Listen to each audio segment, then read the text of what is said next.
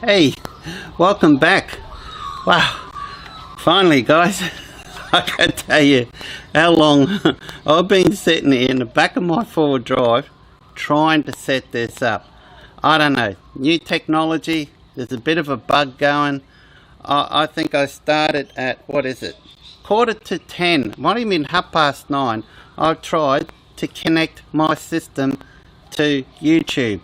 I don't know if it's still got to do with the network issues that I've got at home here, but it has improved vastly over the past 5-6 days. So as far as I can tell, we are live finally after fiddling around with this for nearly an hour. Looks like we're finally connected.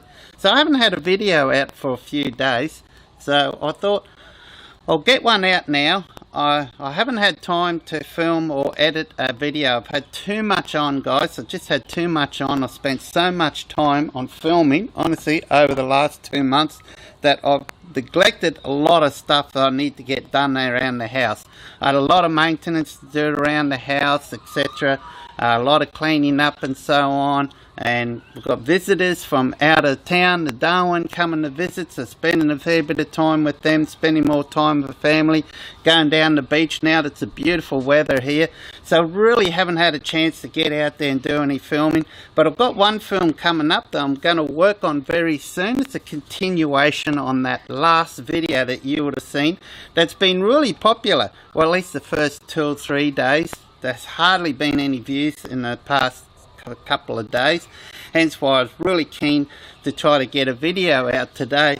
And I thought, well, I don't have time to do any editing, so why not just go live? I mean, I've got this gear to go live, but boy, I tell you what, it's a challenge to get it to work. At first it worked great, and then there was a firmware upgrade, and the firmware upgrade supposedly be able to get me to go live on my Facebook page as well, but I cannot, for the life of me, I cannot get that to work. And since I put this later,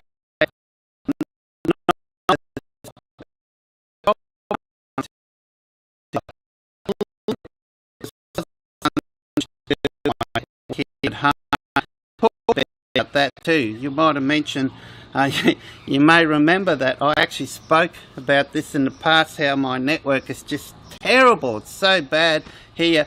Honestly, guys, I am right next to me home here. I'm in the backyard, right next to me home. The modem would not be probably 10 meters away, and I cannot connect to my router, the Wi-Fi. When I connect to it, it's only giving me about 2 bars, and the internet speed is not fast enough. So I'm actually hotspot off my phone here. I'm actually going through hotspot through here and through the 5G network. And remember now, even at that, the 5G, I'm lucky to get 1 or 2 bars. Even at that, it's a bit dodgy. So I'm curious if anyone's watching this live, if this is actually working live. If you can comment down below, what's the quality like? Is it any good? Is the sound alright? Is it breaking up? Because honestly, yeah, I'm just trying to find out, you know, how far I can push this. What sort of bandwidth do I need to get this kind of quality out there? So just working out on that. And I'll just try to bring up the chats. There we go. Got a few coming up here. Stephen Webb, how you going? It's going live. Sweet, excellent. Anthony Wicks, hi. Very good. Thank you guys for letting me know. Is the quality any good? So now you might remember I've actually spoken about, where should I put this phone? Right here might be a good spot. I don't want it inside the vehicle because I've got to connect off it. In regards to the network, you might remember I've been thinking about going for that Starlink because of the issues I've got here, and just use it at home. I won't use it mobile. It's just ridiculously expensive to go mobile, and to be frank, I think it's ridiculously expensive just to have a permanent connection as well. You're looking at something like, what's that, $139 a month or something. If you want to use it as a mobile, you got to add extra, what, $40? I think it takes it up to $180. Oh, that's crazy. That's crazy. If you're full-time on the road, it'll probably be handy. But the thing is probably what not a lot of people realise is if you're using a mobile, they're not going to give you the best signal. They're not going to give you the best speed. And that's the thing too, because the only way you'll get the fastest connection that's possible is if you've got a home-based connection and you're using it where it's registered. If you use these, take them away from your home-based connection, once you're away from your area that item is registered at, the speed decreases quite considerably depending on the location where you are. How much, I got no idea. Now I was speaking to a guy who's got one of these Starlinks. Well, it's a couple now. I've actually caught up with a couple that's got them. There's one down in Burnett Heads, which is that Project Brupeg, B-R-U-P-E-G website that's fixing up that trawler that sunk off back in 2013. And just him and his missus for the past 7 or 8 years, just been based at the marina here not far from here where I live, and they've just been working pretty well full-time on that for the past 7 or 8 years to try to get it up and running and run it as a expedition boat, like a volunteering expedition boat. So I'm not sure how that's going to work, guys. I don't know where they're going to get the funds from that. Maybe they're relying on their YouTube channel to provide the funds to keep that lifestyle going, because they're going to, well, they've got a Patreon account, they've got a YouTube channel, and it's a fairly popular YouTube channel. A lot of viewers from overseas are following them. I don't know so much if a lot of Australians are watching them, but yeah, they seem to be a nice young couple. They're Kiwi. I have spoken about them before, so worth checking out their channel. I'm hopeful to catch up with them soon. I'm going to try to catch up with them soon in person and see if they're keen to do a video together with me, and I can have a bit of an interview with them. Because to be frank, the interviewing process, you seem to like that. I quite enjoyed when I was catching up with Dan with his Land Cruiser 200 and his awesome Kedron caravan. That thing is the 2007 model. You wouldn't think it was, eh? How's the exposure on this? Is it too dark or is it just right? I'm just curious to see if I've got the right exposure on this. I've got a bit of a colour cast coming from, always do. I have this colour cast that comes through from the light that manages to get through the awning, or could be this one here. It's like a orangey or whatever colour cast. It's the only time my camera seems to get fooled with the lighting when I'm filming under here. So I'll just check any comments here. Seems to be working okay today. Oh, that's good. Awesome. That's good then. This iPhone's going to be disconnected soon, and I'll sell this iPhone off. It's an iPhone 12 Pro Max.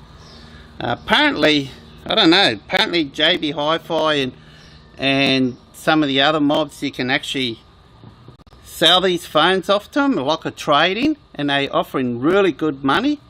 So I'll have to see if it's true. I know Telstra was offering it, but I didn't realise. I think it's only if you're trading it in on a new phone. Well, I didn't know that at the time, and I got the new phone, which is the Samsung. Awesome phone. It's in the house on charge at the moment, and so yeah, so I'm not too sure. Do a white balance kitchen to campfire. Yeah, I know I should do, you know, to be honest. I'm always got the camera set on manual except for the white balance. You know, I've got all the stuff, you know, the cards and all that to do the right white balance, but it's just so niggly. I just want to get the gear and just block it there, turn it on, bang, hit the switches a few times, you know, get the right exposure, turn it on, and away you go. The problem with these cameras, they're so cumbersome. It's just so much you have to go through, and to be frank, guys, I don't even remember how to get into the white balance settings, and the menu on this Sony camera just blows you away. There's literally hundreds of pages in the menu there, and I'm just not that keen on photography or camera to go through all that menu. When I first bought it, I did it, and I set it up for filming, and then I saved it in one of the custom functions, and all those settings are saved in there. And then when I want to film, I just put on the custom function, and to be frank guys, it's predominantly 99.9% of the time it always stays on custom function. It's very rare I ever use this camera to take a photo. Very rare. It's just predominantly just used for videos, and if you look at it, the camera is not even doing much there. It's all it's given me is just the image going through. I've got this external monitor that does all the recording, that does all the magic stuff. The camera's only there just to give it a signal, to go in. In fact, I could probably get if I can somehow get a connection in here that goes through a HDMI, a standard HDMI port, plug it in there, it'll probably bring up what's on the phone here as well. So it can be used on many different cameras. And white balances, I just don't worry about it. And the only time I have an issue with the white balance is when I'm filming under here. So, Dean, how you going, Dean? Yeah, I understand it was easy with my S5, it's hard on my Canon. Yeah, you reckon the Canon's hard, mate? Try the Sony's. Oh, boom, blaine explosion. I kid you not. Boom. I mean, awesome camera, but the menu, my God, there's just too much stuff there. And try to memorize what something is or where it is. You're sitting, flick, flick, flick, flick, flick. You could be sitting there for 5 minutes looking for a setting. So I thought, nah. So I configured it all as I want to use it. It's in a custom function mode that's saved, and then it's so quick then for me, just boom, plug it in, power it up, turn it on, away you go. And then all I have to do is just adjust I like to manually adjust the shutter speed, the f-stop, the lens, etc. I like to manually adjust all that myself. But who's watched my latest video? How interesting is that? Did you watch right through to the end when I started testing some of his gear that we were testing on this setup here, on my electronic setup here? And then notice how much extra amps that was my iTech World 120X battery had to use to give the same energy as what Dan's had to. Guys, if you haven't watched it, Dan's Land Cruiser 200 is pretty much to a par spec, exactly set up as my vehicle. It's got the same Victron gear. It's got the same Victron Multi-Plus Compact 12 2080 Multi-Plus, which is the inverter charge built into it, with all the additional features, the power assist. He's got the Ergon DC hub. It's a spitting image, the same as my setup, except he doesn't have the Turbo GX. But that didn't matter, because we were still able to get the data through the Victron Connect app that we needed. But in the future, he said he will get the Ergon DC hub. The only difference, apart from me having the Turbo GX and he doesn't, which makes no difference whatsoever on these tests that we conducted, is he was using one of those Powerpaul Australia Scout batteries, a 12 volt 280 amp hour capacity lithium battery with a BMS, a Bluetooth BMS at that, which you know how much I'm a fan of Bluetooth BMS. He was using that in there,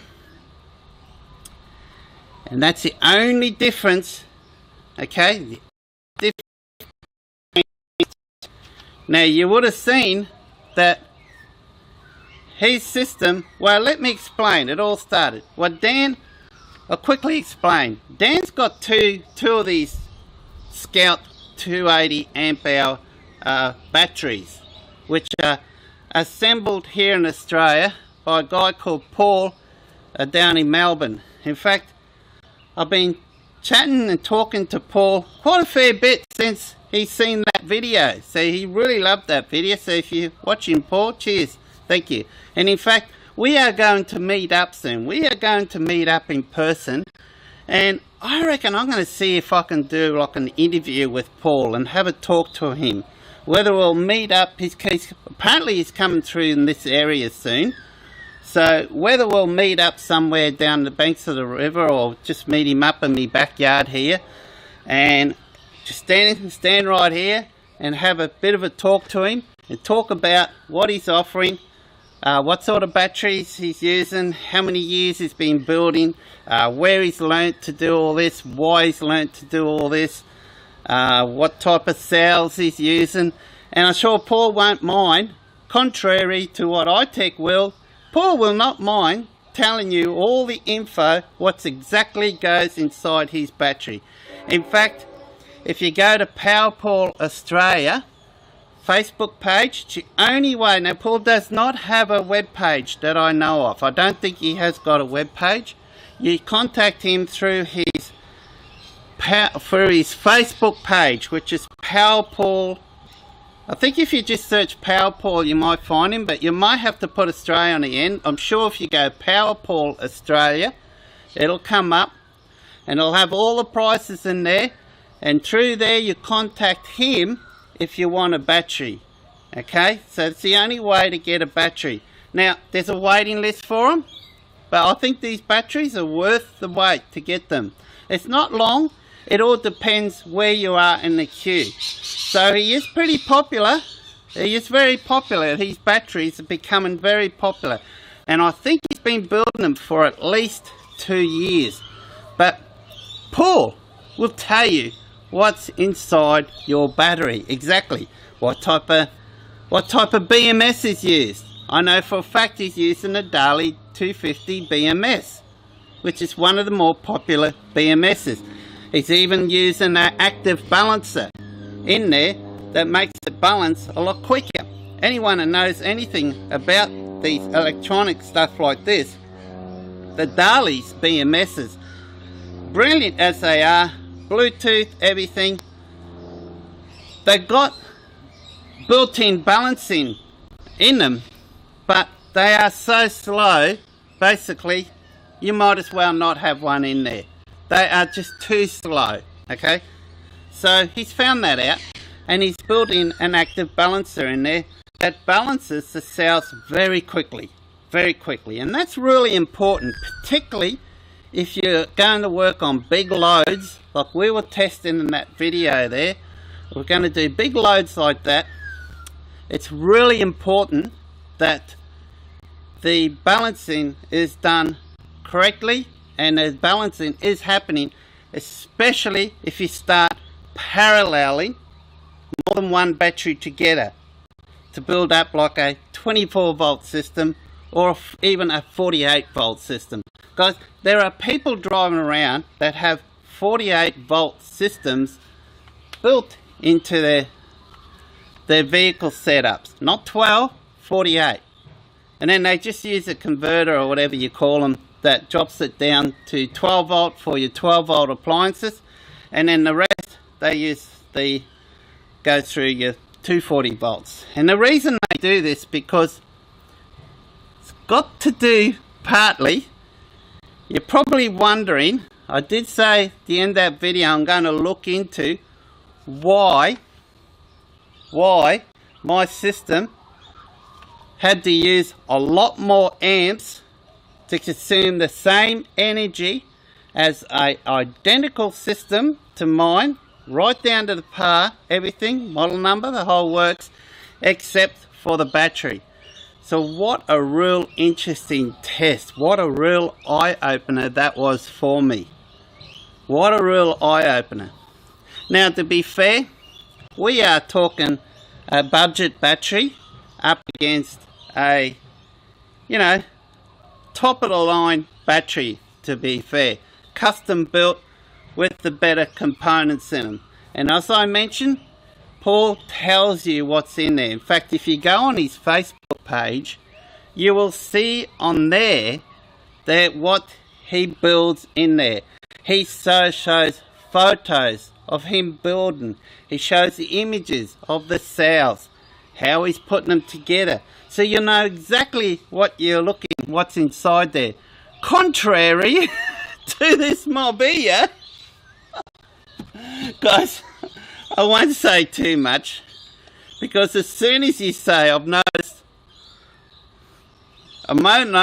out there, as soon as you say anything negative about this particular battery here, and you know who it is, as soon as you say anything negative on any type of social media, these guys hit you with legal action. I kid you not, they hit you with legal action. They do not want people to know what is exactly inside these batteries.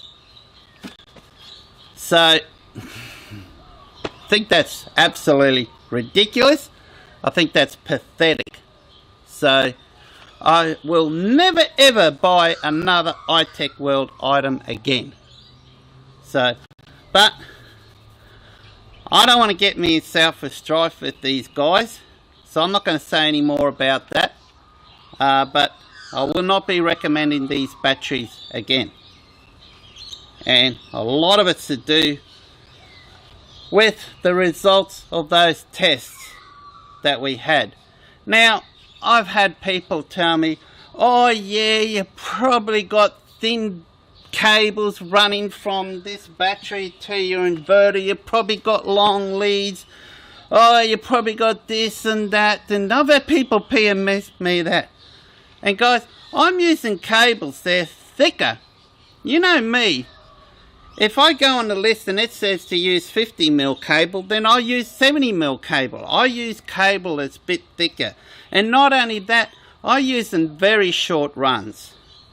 So the cable thickness on this is very short run. It's probably only about 1/2 meter at most, if that. Probably more like, I don't know, it's only running over here to there. Oh yeah, probably safely say 1/2 meter, but in reality it's probably only 40 centimeters.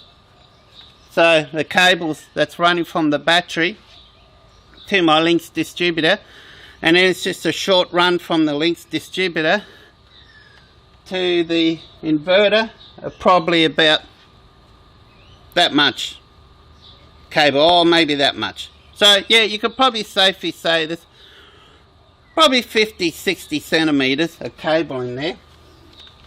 And I'm using 70mm cable. 70mm cable is enough for that length to run a 3000 VA, which is 2400 watt inverter, easily, no problems at all. I'm using that thick cable on a 1600 watt inverter. So remember, that's a 1600 watt inverter.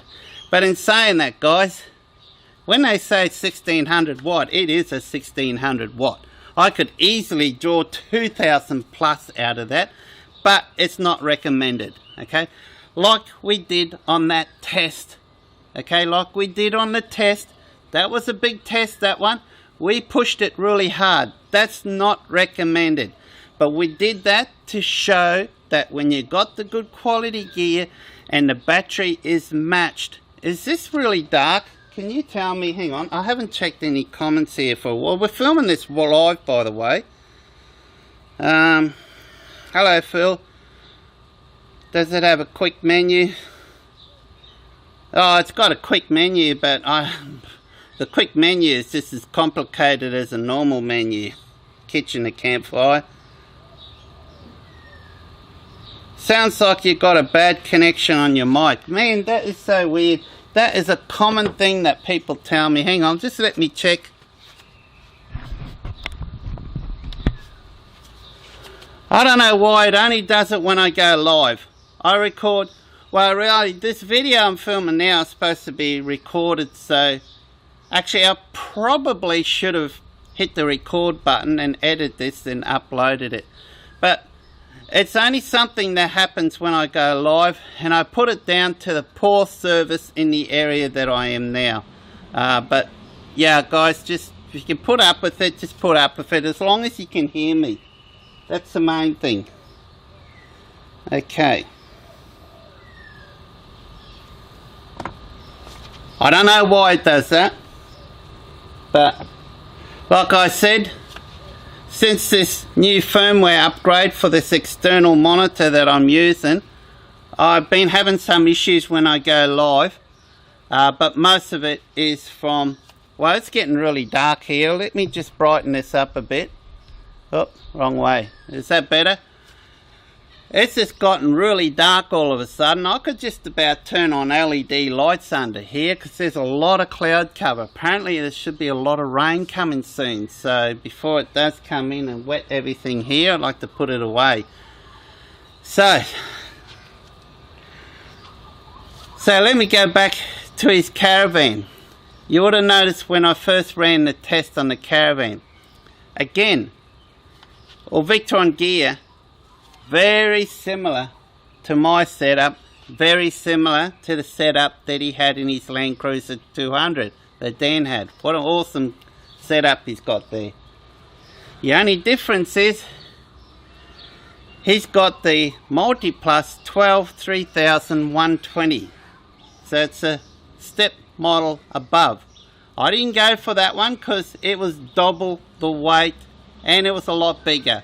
So I just didn't have the room in the vehicle. In hindsight now, the way I've got this set up, plenty of room in there. So in hindsight, if I had had this kind of setup like this, I would have got the 3000 VA because it was only about an extra $150, $200 at the time. But as I mentioned, it was double the weight, and I'm very weight conscious. But now I realise that I've got a fairly high GVM upgrade on this vehicle it came with, and I'm well and truly under it. I would have had no problems carrying that extra 10 kilos. But it's done now. I've purchased it and it's been doing the job. It's been working fine. But it would have been nice to have that one in there, and then it'll only work at half load basically, which will give it the benefits of more longevity. It's going to last a lot longer because you're not working it as hard.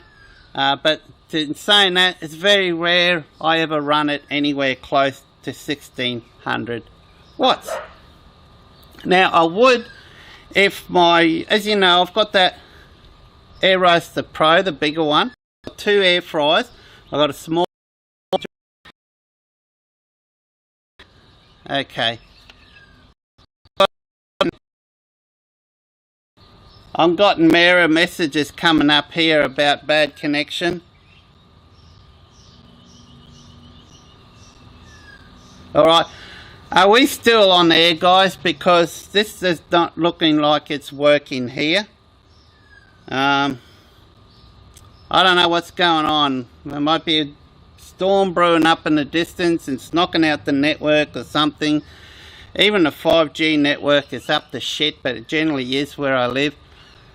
So this might be a video I might have to cut short and just do a recording on its own and edit it over the next day or two when I get a chance to. But it's random, not constant. Okay. Yeah, I put it down to the service, mate. That's just the service. But I've got a little, I don't know what this means. There's a pop-up thing on here. There's like a triangle, like a sign, orange triangle, yellow triangle, no, orange with a kangaroo in the middle of it. So it's some type of error message. I don't know what it is, but it's obviously something to do with telling me that we've got poor connection. So, but let me go back to his vehicle. When we run that 1550 watt air fryer of his, which is the same as my 1550 watt air fryer capacity, you know, with these in his caravan, it was only consuming, the battery was only, same battery, not the same as this here, guys. Okay, I'm not talking about that one anymore, right? As far as I'm concerned, that one's going to go soon. As soon as I can afford to upgrade the battery, that one's going. But his battery is exactly the same as the one that's in his Land Cruiser. But interesting enough is that 1550 watt, it was only drawing, now this is a 12 volt system, was only drawing 135, around between 130 to 135 amps. That's all it was drawing to make that. Now we're kind of thinking that's probably because he's using the MultiPlus 12 3120 VA. If we're VAs, well, 12 stands for 12 volts, 3000 is 3000 VA, which is equivalent to 2400 watts RMS. But you can push a lot higher, so they're conservative figures that they give. The 120 is its charge rate, because as you know, it's got a built-in electric charger in it, and it can charge your battery at 120. But don't worry, if you've got a battery that can only maximum, it can recommend it charges 50 amps, like mine, you can program your MultiPlus to only charge at maximum 50 amps. And that's what I've done here. Because my MultiPlus will charge at maximum 80, which is too high for the iTech 120X. Although it does say online you can charge up to 100 amps, but it's recommended maximum 50 amps. So I charge it at 50 amps. I don't want to push it because I don't know the quality. I don't know what's inside this thing here exactly. Okay, I don't know how thick the cables are. So, and it's inside my vehicle. So I don't trust it inside my vehicle, basically. Let's put it that way. So the sooner I get it out of my vehicle, the happier I'm going to be. But I'm not going to say anything more about it. Because anytime anyone says anything negative about this company, it's just unbelievable. The guys just, they just go stupid. As you can agree, you've probably seen it. So I'm not saying any more about it. I've probably said too much already. If this was not going live, I probably would have edited that bit out. But at least you know I'm honest and I'm telling you. So I wouldn't touch these. I don't recommend them anymore.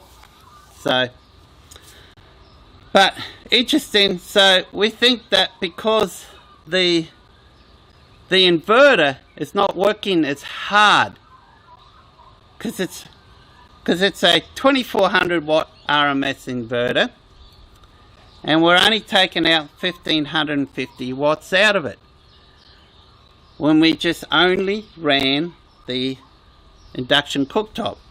But then when we turned on the kettle, it went up to about 4500 watts. That's right, 4500 watts was coming out of that battery. And in order to do that 4500, it was using 370 amps out of the battery. 370 amps. So, which is really efficient. It's really efficient. Now, in regards to, that was just with that. Now, we then tried in my vehicle. As you saw, it was in the video. If you haven't watched it, it's worthwhile watching. It's likely a 40-minute video, but it's worth watching. A lot of interesting info there.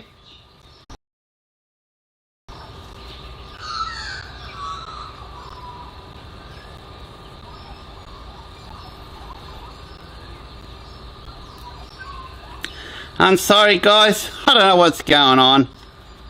I probably should have just did this video as a film and edit, because I've noticed it's cut out. So, but we're going to redo this as a film and edit, but we'll just continue on for the, I don't know how much we've missed, so it's very sorry. This is not reliable enough. I can't get a good connection here. I just had a look and I noticed I've been disconnected. I don't know how long I've been disconnected for, so I don't know how much we've missed out on that last live feed. I don't know if this is continuing on the other live feed or if this is a new recording. Most likely this is a new live feed. So guys, I can't bring up any comments, so yeah, but I'm going to refilm this and edit it one day, possibly tomorrow or the next day. I should have some spare time to do it. But where were we up to? I don't know, I got distracted. There's so much on my mind, and then seeing this thing stopped, and it's disappointing. Probably the best part of this video talking, and I realised it's not even connecting. So yeah, live feeds is going to be out for now until there's a new firmware upgrade, or I might even just have to go and use my phone, but then that makes no difference.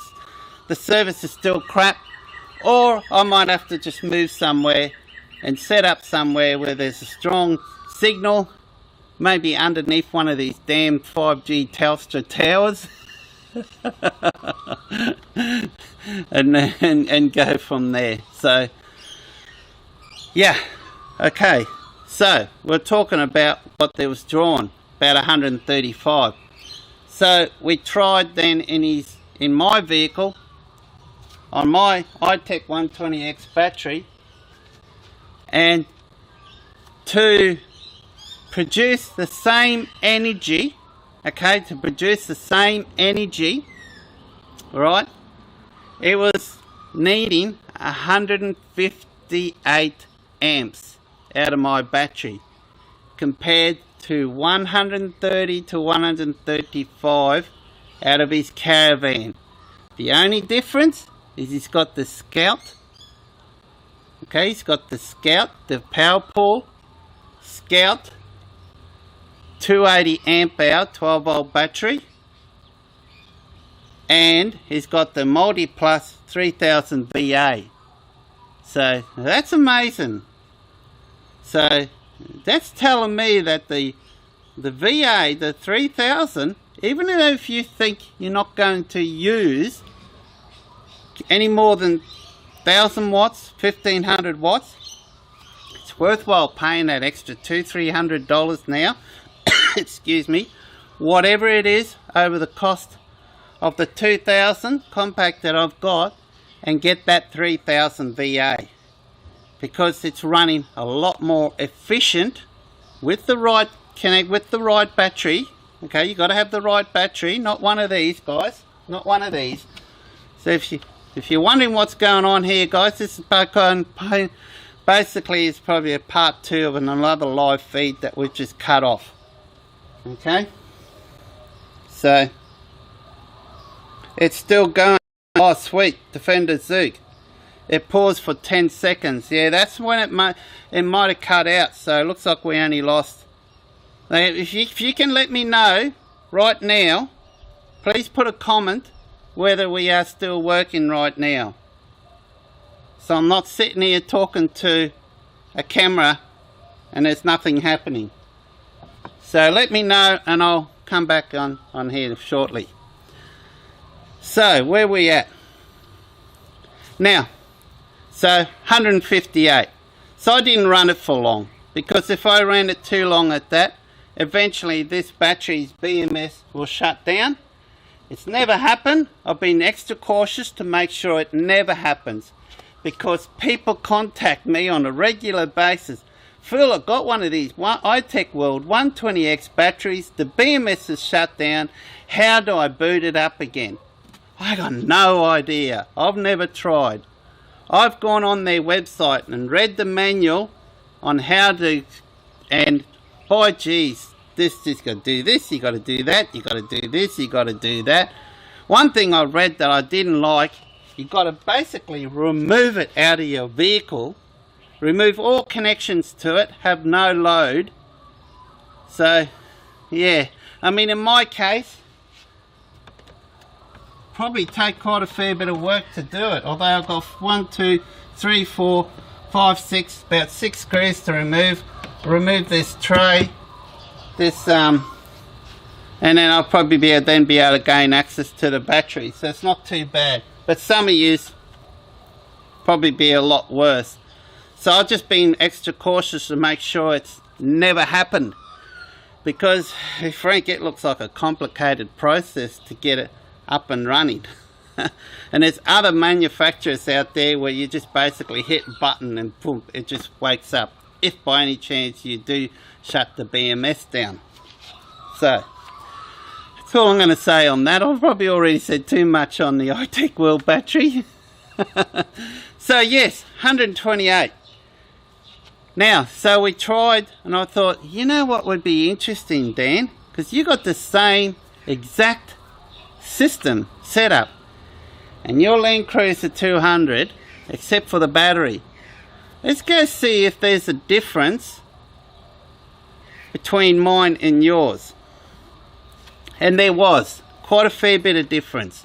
Not as big a difference as there was between comparing the Caravan to this setup, because as you remember, the Caravan's got the 3000 VA.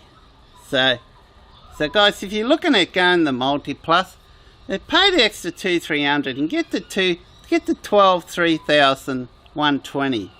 And because even if you think you're not going to be running the high demand load of 2400 watts, the thing is, at the lower draws that it's using, it runs a lot more efficient, it seems. And I wasn't aware of this. If I'd known this at the time, I would have definitely have gone up to the 3000 VA. I think that would have been perfect for me, because it's a lot less. Although in hindsight, if you got something like a 300 amp battery, it's not really a major issue. And to be honest, when you're running loads of 1550 watt like the air fryer, it cooks real quick. The longest it will run would be half an hour. Most of the time it'll only run 20 minutes. So really it's not much difference whether it warrants. But I still think it warrants just to pay the extra $200-300, because once you get into the Victron gear, it's a long-term investment, same as Lithium's. It's a long-term investment. So why buy something that you may have to replace again in a few years' time, even if there's nothing wrong with that component and it works totally fine? Okay, so in the long run, it'll save you money in years to come. You won't have to spend money on another charger or another inverter, because you've already got something that's way ahead on technology on anything else that's available right now with these multi-pluses. There's a lot of features built into that over any of the other manufacturers that just leaps and bounds, in my opinion. Is just, yeah, nothing comes close to it. So we ran that test. Now this is not in the video, so this is new data. From now on, this is a bit of new info, which I'm going to film about a video on this and edit it. So for you guys who've gone right through to the end here, well, it's not quite the end, we're still talking. So you guys are still watching this. This is a bit of bonus over that last videos. So we didn't film this next part. So we took his air fryer over to his vehicle, and we connected it up to see that this is really interesting. Alright, so remember, everything is spick span exactly the same except for the battery. I got the iTech World 120X. He's got the Powerpaul 280 amp lithium battery, 12 volt battery. The Scout. It's called a Scout. If you're wondering which one is, it's called a Scout. He's got another one called a Mercury with new technology, which is similar to the Victron cells that they use, and it's quite a fair bit more money. It's a 330 amp, but if you want to know more about that, guys, just go on his Facebook page and you can read all about it. And if you can afford it, go for it, because the benefits it's got even over the Scout, although the Scout's more than enough. As you can see the way it performs, it's more than enough. It's more than what you'll need.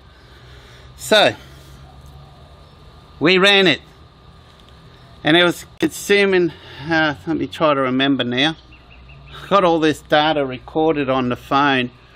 What was it, 145 or 148, 145, 148. It was just over 10, so it was just over 10 amps draw less over the, so the iTech World at 1550 watts with quality inverters, components, needed an extra amps out of it, an extra 10 amps, over 10, more than 10 amps to gain the same energy. So I never knew that. That's bizarre. So not all lithiums are lithiums. You might say there's a lithium battery here, there's a lithium battery there, but it all depends what's inside the guts, what's inside that lithium. So interesting, isn't it? Very interesting.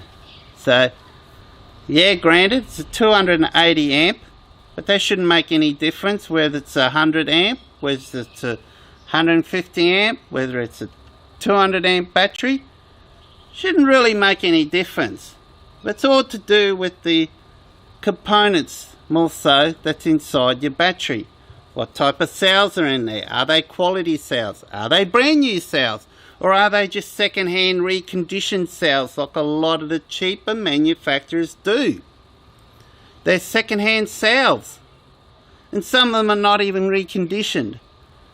You know, what's the BMS like? What's the cable thickness you like that's used inside these batteries? You know, does the BMS have a Bluetooth? I mean, for example, a Bluetooth BMS over a standard BMS with no Bluetooth is very little price difference. Probably, I don't know, what, $5–7 in difference. If a lot of these manufacturers spent an extra, like $7, let's say, on a Bluetooth BMS, on a Bluetooth, then they can include the BMS. But hey, you may think $7 is not much.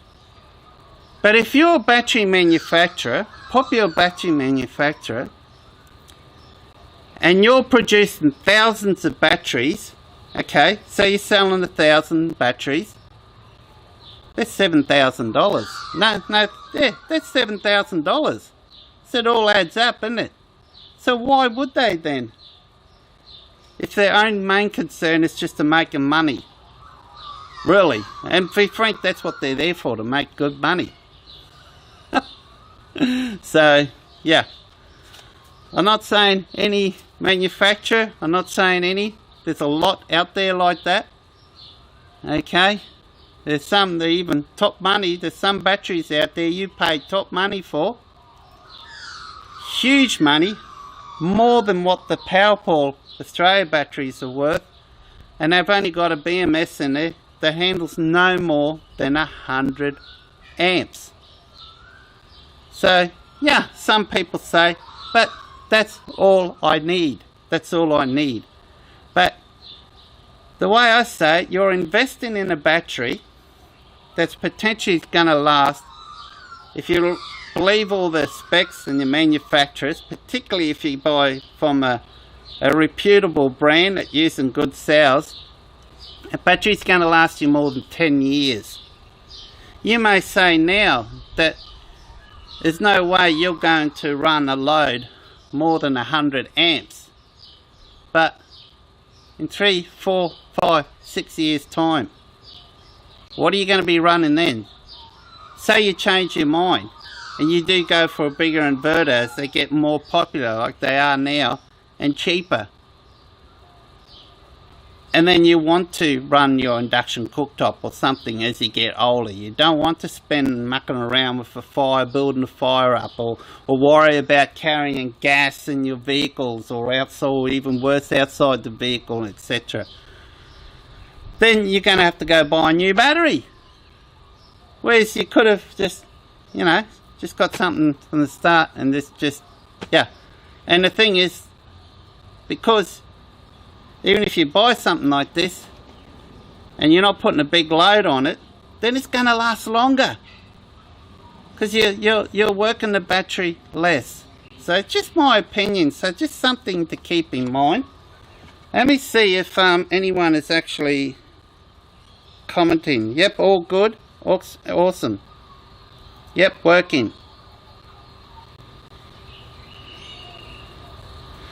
But a true test will be only swap out. A true test will be only swap out the battery on the same system, no other changes. We are using the same system. Dan's got the exact same Victron gear, everything exactly the same. He's got the Lynx distributor. He's got the Victron 712 battery shunt monitor. He's got the 2000 VA Multi Plus, which is in mine. It's no difference. It's wired up exactly the same as what mine is. Both the 12 volt and the 240 volt is wired up the same. The only difference is the battery. That's the only difference. So now this is not finished. I'm doing more tests. Dan, at the moment, I asked if he can run some tests for me on different loads. So I want to find out, when does, actually, you're probably wondering why this one is drawing more amps than what the other one is. It's to do with voltage. Let me explain to you. It's to do with the voltage. At a given load at 1550, okay, at 1550 load on the iTech World battery, the battery voltage drops down to 12.3. So it's at 12.3. At the same load on the Powerpaul battery, the battery is at about 12.8. Okay, now at a load of 4,500 watts, which is at 370 amps, the Powerpaul battery was down to 12.3. So it wasn't until we had to put a 370 amp load on the Powerpaul battery before it dropped down to 12.3 volts. Now that's why this battery had to use more amps to make up for that loss of energy. So the higher the volts are, okay, the higher your volts are, right, the less energy it takes to convert that to 240 volt AC. That's why a lot of people now go for, well, not a lot, but, well, mainly in the yachting industry, those who are liveaboards on yachts will go for battery banks that are 24 volt or even 48 volts. A lot of people that are off-grid at home will go for battery banks that are 48 volts.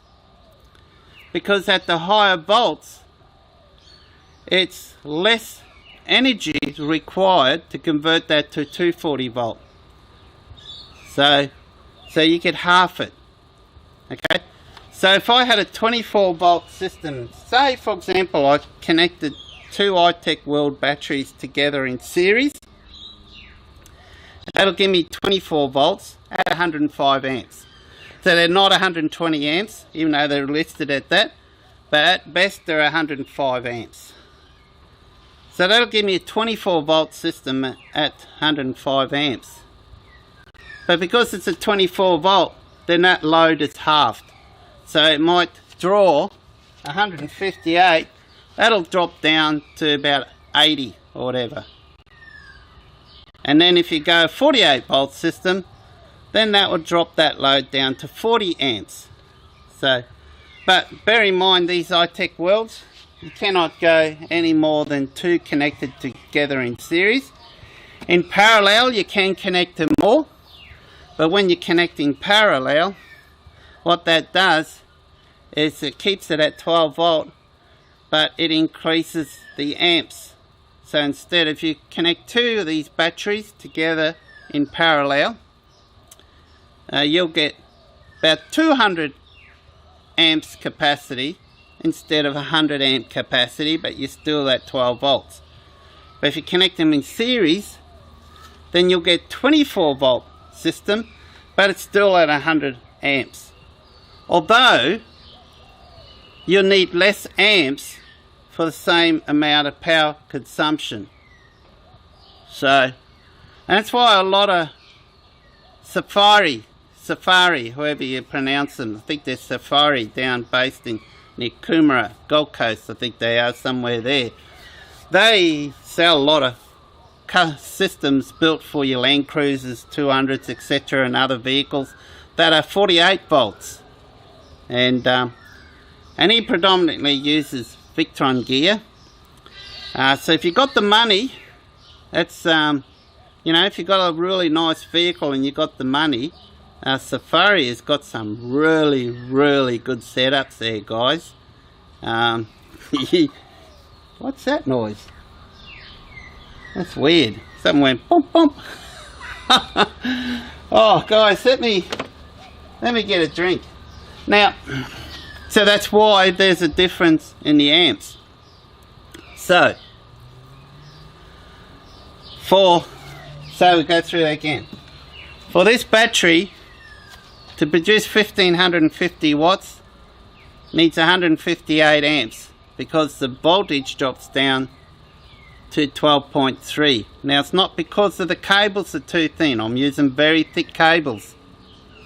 Okay, similar to what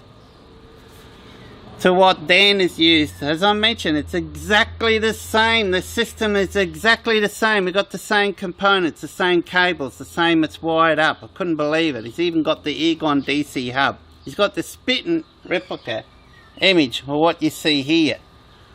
Exactly the same, except I've got the Servo GX, and that he doesn't have the Servo GX. But in this situation makes no difference. So, exactly the same, guys. Dropped it down to 12.3 volts. Whereas with the other battery, the Powerpaul one, it was still at 12.8 volts. Okay, 12.8 volts. I didn't check exactly how many volts it was at when we did it on the Caravan. But if you go watch the video, it's all filmed on there.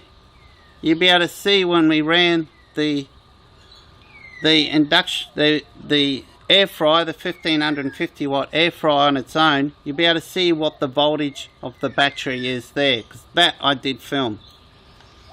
So as I mentioned, Dan is running some tests for me.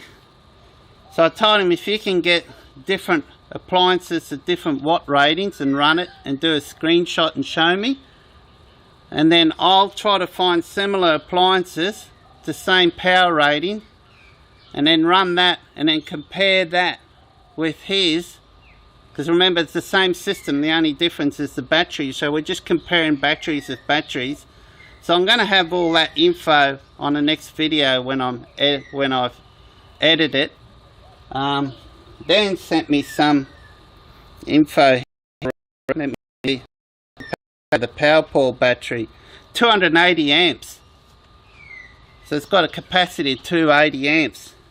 So if I end up getting that battery, then I reckon I will not have to carry a solar panel with me. Especially on my shorter trips, if I'm only going for 2-3 days, even probably up to a week. Because remember, I've got a DC-DC charger in here, which is a 50 amp charge, so it puts 50 amps back into the battery per hour. I don't think I'll need to carry a solar panel with me unless I plan to camp somewhere, base camp in one spot and not drive around for a long time. Then I'll have the solar panels with me then. So yeah.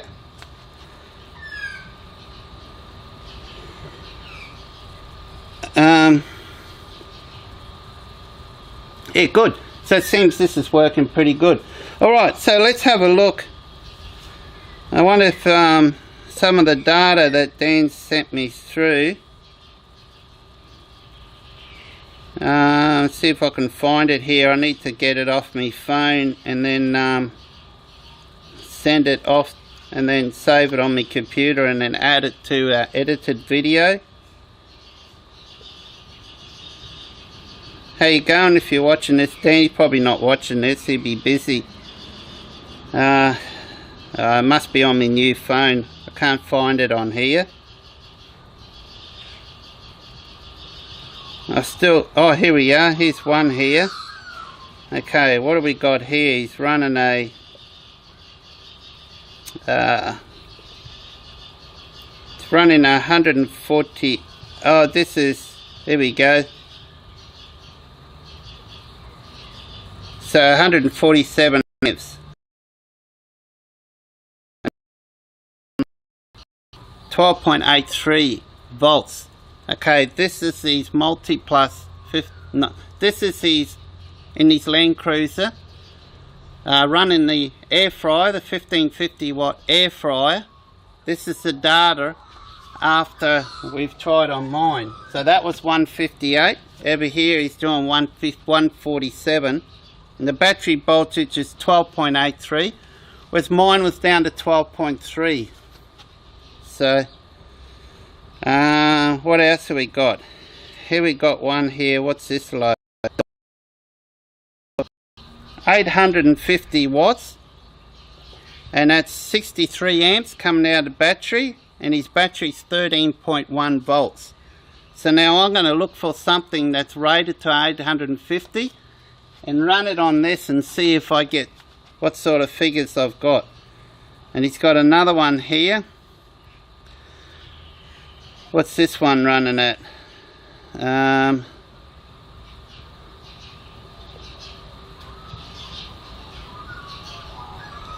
Okay, he's got one here, 1860 watts, 145 amps, 12.87 volts.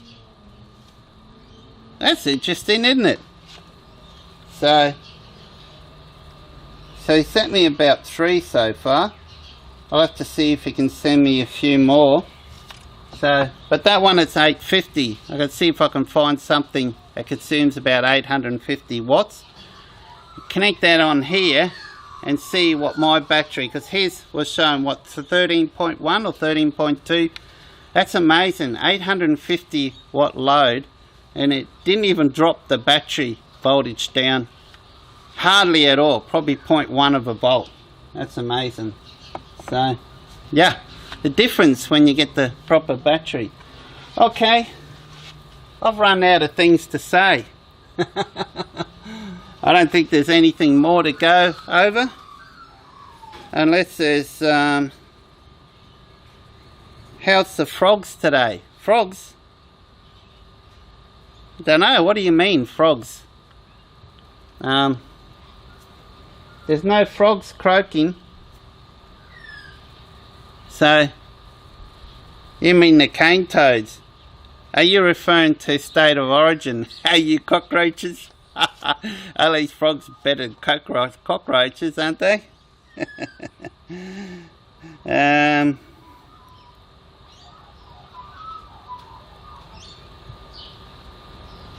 He's got bigger capacity cells. It should be similar to you running 2 or 3 of your batteries in parallel. Yeah, I know what you mean, but talking to some of the Victron guys about that. I mentioned a while back that this was a plan one day, was to possibly buy another one of these and parallel together. But I won't do it. I'll never have more than 2 batteries in my vehicle because it'll take up too much room. I'll end up losing all this awesome storage space here. I need storage space. And I don't want to do that, so I'm just going to stick to a single cell. And then you're incorporating a lot more cells, more chances of something going along. Wow. That magpie literally flew right into my awning. It clipped me awning. Did you hear it? You probably would have seen it. It just flew right over here. That's crazy. Magpie season. You guys living overseas, you have no idea what you guys are missing. Them old magpie swooping season. Luckily the magpies, there's about 10 magpies just behind the camera here. The magpies in this area are very friendly, except for the mailman on his postie, the bikie, the postie bike. They hate him for some reason. They'll chase him all the way from the end of the street down to the other street, and then he comes back the other side and they'll chase him all the way down there again. But they won't bother us at all. But dangerous birds, guys, dangerous birds. As soon as I get away from this area, if I'm out riding, I mean, this is the time of year, up until the magpie season is over, I don't go riding. I don't ride my bike anywhere. I don't even ride my scooter anywhere. It's too dangerous. It's too dangerous. We've got, on some of the tracks that I ride on, we got some of the most vicious magpies there, and they're protected. They're protected. There's nothing you can do about it. So, and it's coming to that season. Yeah, saw something there. That's a magpie. Now, I was talking to some of the Victron energy tech guys, and they reckon with a lot of the batteries they find is when you parallel them together, the BMS is still the critical issue. With a lot of them, the BMS is the critical issue. He said it doesn't always work where it doubles the capacity. It doubles the capacity, storage, if you connect it parallel. It'll double it to the, 200 amps. So if you've got 100 amp, it'll double it 200 amp. Doesn't always mean that it doubles your continuous discharge. Because it's still going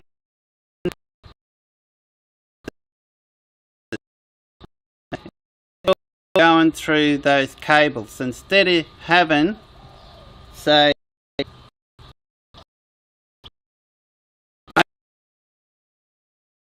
$50 amps.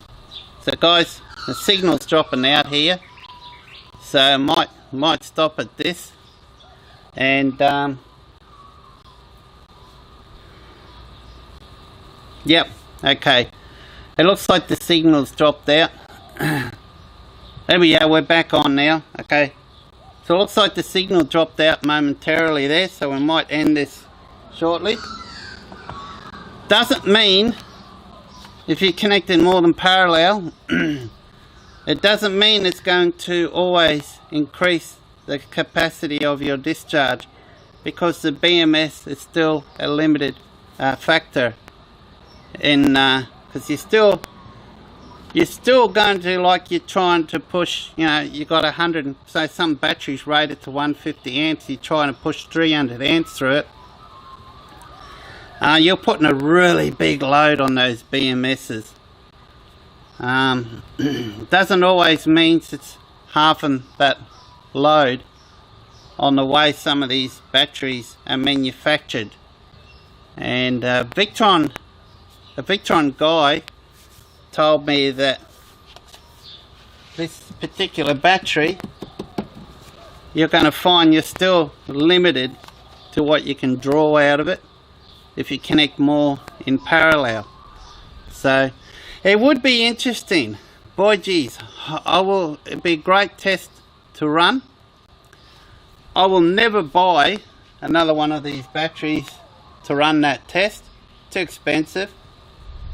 But if there's anyone out there who's got a spare one of these batteries sitting around, you can drop around for a week or so.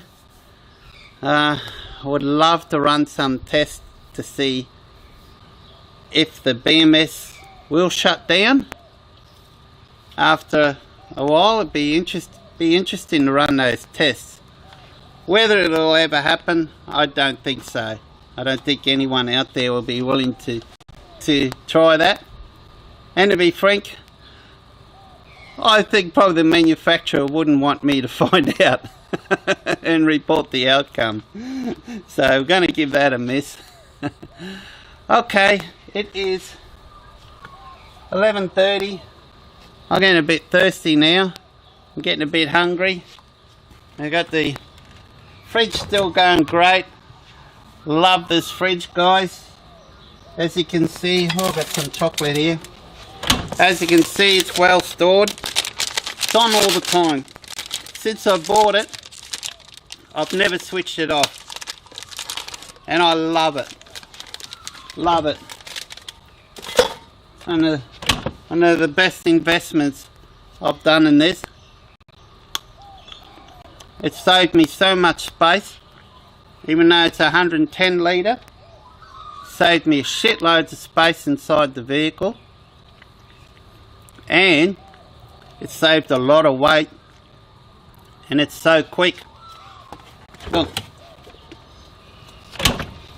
so I've got no expensive slides to worry about. That adds weight. Everything's so accessible, so quick, and no, stuff does not fall out, particularly with these ones. You see the way they're designed. They've got the hooks on here, so nothing falls out. I never have anything fall out. And if you're chasing one of these, this is the Dometic Coolmatic CRX 110 litre. Anaconda, until the 3rd of October, have got a massive discount.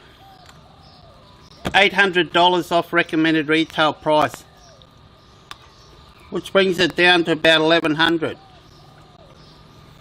That's a bargain, guys. That is a bargain. They've got the 80 litre, just down to about $1,000 a gram. So if you go to your nearest Anaconda store or go online, until the 3rd of October, this is the biggest discount that I have ever seen on these.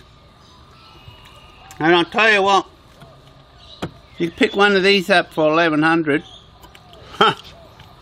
absolutely bargain. Because they are a bloody good fridge. Excuse the language.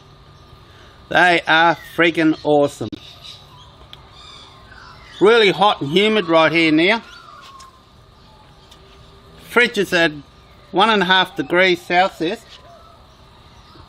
Even though I've had that door open quite a fair bit. Close it. Still really cold. Freezer's minus 24.5 degrees. So absolutely brilliant. Well, as you know, I've got a couple of these Groovy Tags Bluetooth thermometers. You see here. Okay. These are Bluetooth temp thermometers. It's called a Groovy Tag Pro. So they are accurate to within 0.1 of a degree Celsius. Oh, 1.7 degrees Celsius, the fridge. minus 24.5 for freezer. So I've had it for over a year now, I think it's been, and it's better than I ever imagined it could be. Absolutely awesome.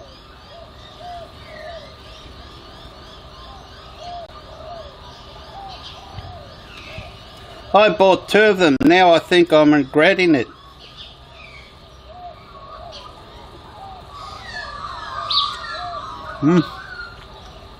The Dometic, don't know. I got no problems with this fridge. It's the best car fridge I've ever owned. Shits all over my 40-litre angle. Shits all over it.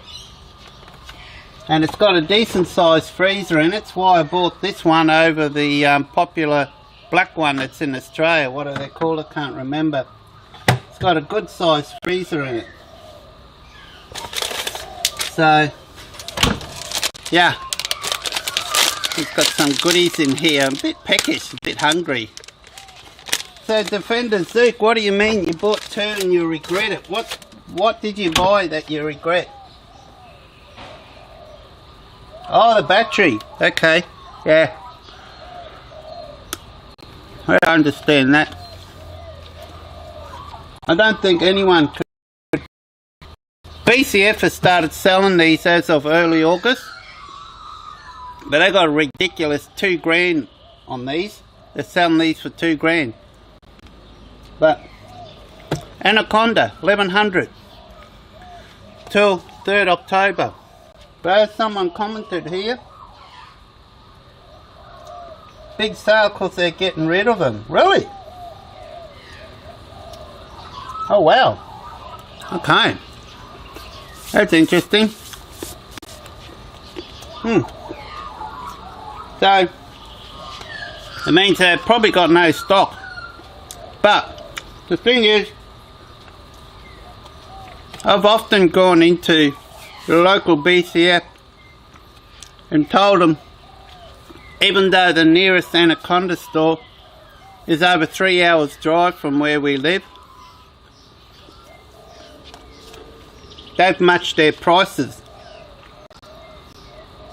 For example, the angle fridge that I got, when I bought it, it was a lot cheaper, shitloads cheaper at Anaconda, and I was going to drive to do the 6-hour return drive to Anaconda another couple of days from when I was planning on buying it. But out of the blue, I was out at BCF and I saw them with that fridge in stock. I was looking at it and I said, mate, I want to buy one of these fridges, but your price is just too dear. I'm going down to Anaconda tomorrow to buy one at this price. I said, not a problem, I'll match it. So what? Yep, I'll match it. Oh, cool. So it saved me even the fuel and the time to go down there. So walk into your local BCF store and ask them to match Anaconda's price and see if they'll do it. I reckon they'll look for every reason that they could find not to match it. I kid you not. Now I looked at the BCF price matching policy, and the only area, if they do their research, the staff at BCF, where they can decline you is if that item is not in stock at the competitor with the cheaper price.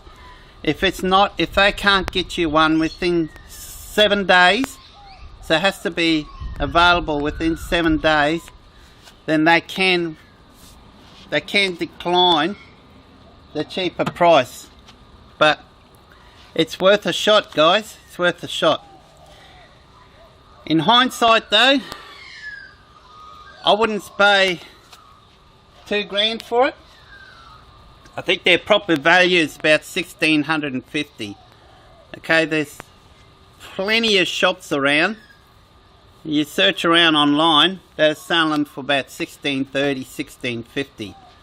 So you should be able to at least get BCF to honour those prices at least. But honestly guys, if you're thinking about it and you're looking for something like this, get out there, try to get it for $1,100. What a bargain. Honestly. But that's interesting, because they're getting rid of them, eh? Oh wow. I wonder why they're getting rid of them.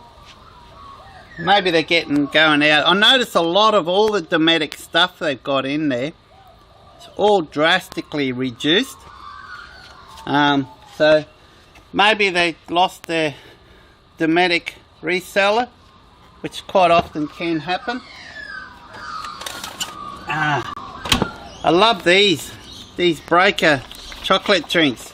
Always usually buy one of these about once a month for a treat, but you've got to give them a good shake to get all the chocolate out from the bottom. So you got to get the. So this thing seems to be working pretty good, but I imagine the battery on my camera is probably getting a bit flat. So it wouldn't surprise me at any moment, guys, we're going to lose connection. But if we do, thanks for watching. I don't know how many people's watching.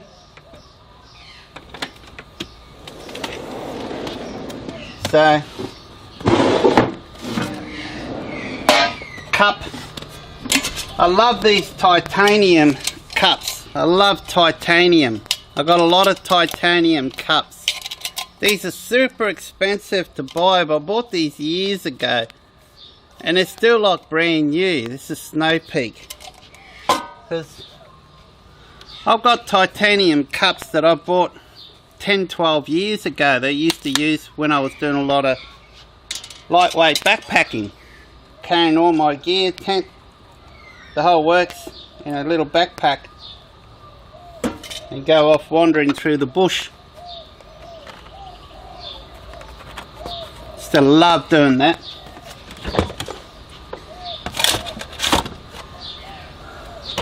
So yeah, do yourself a favour guys, go and get this fridge. Freaking unbelievable. I'm going to film a 1-year review on this fridge, because there's some pointers on how to run these properly that I've found over the years. Because you know, now I've used it through summer and now I've used it through winter. So to get it working its best, there's a few interesting changes you got to do with different climates. But I won't talk about that now.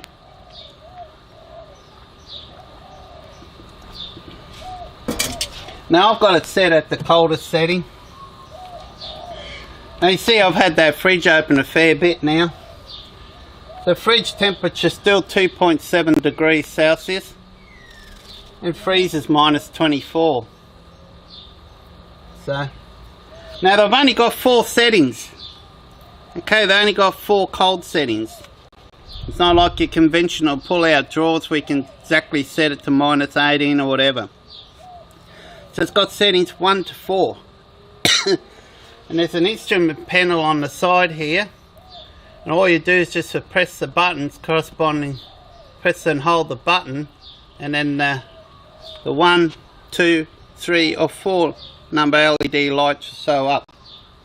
1 being the coldest, 1 being the warmest, 4 being the coldest. I've got it set at 4 right now. Through summer last year I had it set at 3 and it seemed to be perfect at 3. Worked really well. But interestingly enough, in winter I found I had to set it on 4. Because if you don't set it at 4 in winter when it's cold climate, the freezer temperature varies too much. The freezer then varies from about minus 7 up to minus 25, minus 27. So it'll run, and then it won't run for about 2-3 hours. I mean, friggin' efficient. Talk about efficiency. And not until the freezer drops down to about -7, -8 before it then switched back on.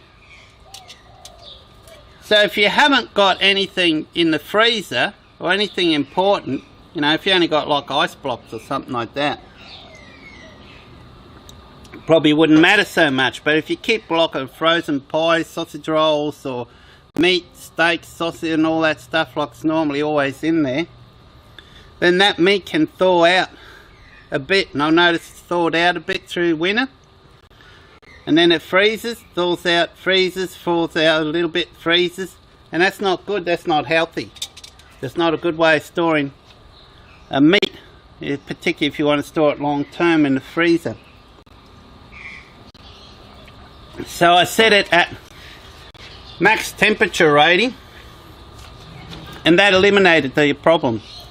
And because it's cold, the fridge is still very, very efficient. Like, it'll run for an hour, hour and a half, and then it'll stop for an hour or hour and a half, and then because it really holds, it's really well insulated, so it really holds. And I think because it's also got this timber box around it, it makes it, even helps it make more insulated, but better as well.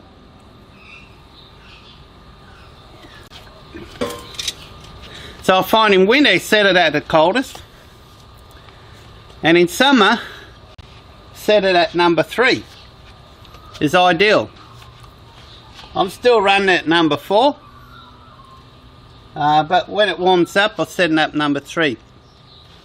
They're also known as a tropical fridge, so they work better, and the hotter it is the better they work, basically. So for that reason, it's got another mode on here that if the ambient temperature is less than 16 degrees Celsius, there's another mode that you got to switch on, and if you don't do that, then it don't work as well. You get hot, cold basically. So it needs, there's something in there that heats the, I think it heats the condenser up a bit to allow you to use it in temps below -16. And it's right here, it's got like a temperature symbol on it. You just hold that button in for 2 seconds or longer and it turns that on. And it wasn't too often I had to, usually overnight. So some few odd days where it was below 16 I turned it on. But mainly during the night when I'm out camping, it's really cold, I turn that feature on.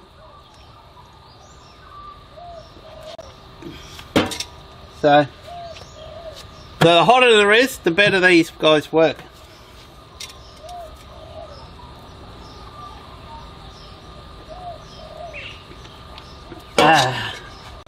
What is the time now? 11:50. I'm going to go and have something to eat. Hello Rob, I'm in my backyard. Doesn't look like, does it? It sounds like all the birds chirping and so on. It's just like you're out camping here. We have lots of wildlife here. At times I've even seen kangaroos. The kookaburra here not long ago. There's magpies around here. There are finches chirping away. A little Joey, my pet parrot's just sitting over there watching me. I'll have to get him out and introduce Joey one day and show you my pet parrot. Quite often sits on my shoulder. Big bird, not a little bird, he's a big parrot. So yeah, in my backyard. The moon, I think it is. It's all worn out, this shirt. There used to be an image on here. I think that used to be at the beach. I've got no idea what this used to be. But it's all worn out. So Yeah. Very old t-shirt. This here is very old. I don't throw t-shirts away. I've probably got t-shirts that are still 12, 13 years old that I'm still wearing. It should come with a 5-year warranty. I'm not sure what these were. I did know they're either 3 or 5 years. I'm not too sure what they are. I'd have to, if you go online you'd find out. They might be 5-year. I mean, bloody angles are only 1 year. That's a ridiculous amount of money you pay for them, and they give you a 1-year warranty.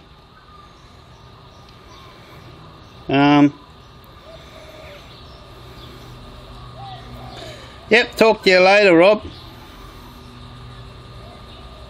Excellent cups for sure. Oh yeah, I love these. And it's a double insulated, so you can have a really hot drink in here and it won't go cold on you. And it can be really hot and you can still put your hand around it. It won't burn your hand because it's 2 layers, double insulated. These are brilliant. So it's not just Stopeak that makes these cups, titanium cups. This is a 450ml, it's a big one. There are other manufacturers out there that makes titanium cups as well. Angles are 5, are they? Oh, there you go. For some reason I thought they were 1. I thought when I bought mine it only had a 1 or 2 year warranty on it. But my angle would be, have to be 5 years old now. I've got the 40 litre duo, whatever you call it.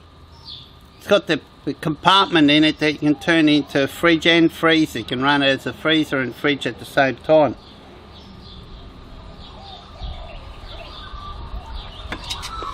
Probably end up selling it one day. It's very well looked after.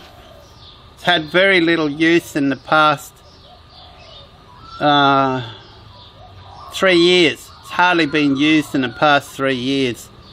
Occasionally I use it in the house if I'm running out of freezer space, which is at the moment it's being used, so it still periodically does get used. It's been now running in the house for the last four weeks. So although it's nearly 5 years old, it hasn't had a lot of use. There's not a mark on it. No scratches, no dents, nothing. It looks like it's brand new. And so, yeah, if you're interested in buying it, let me know. It's got the fridge. It's got the fridge cover and all that. So I don't really need it. So, and I also don't really need to sell it as well. Not desperate to sell it. So I won't be giving it away, put it that way. Using a Drifter Stockton one at the moment in my rig.